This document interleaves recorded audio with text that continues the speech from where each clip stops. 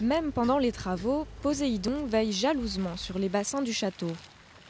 Ces jets d'eau, conçus en 1665 par Lenôtre, n'avaient pas retrouvé leur état initial depuis la Révolution. Après 18 mois de travaux, la fontaine centrale reprend de la hauteur et retrouve ses 5 mètres d'origine. Le tout grâce au système inventé par le jardinier de Louis XIV. Il n'y a aucune mécanique en œuvre. Vraiment aucune mécanique en œuvre. C'est le principe des vases communicants. Vous avez un niveau d'eau, vos jets d'eau sortent et vous avez le même niveau.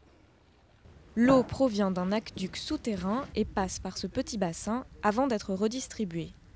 Pour les tuyaux, le plastique a remplacé le bois et la fonte du XVIIe siècle.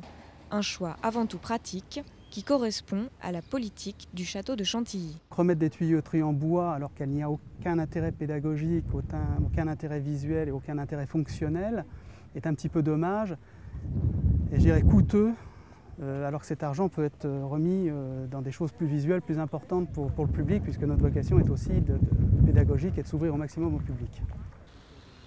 Un budget de 7 millions d'euros pour restaurer les allées du jardin, les bassins ainsi que les fleuves, ces deux ensembles de fontaines sculptées de part et d'autre du grand escalier.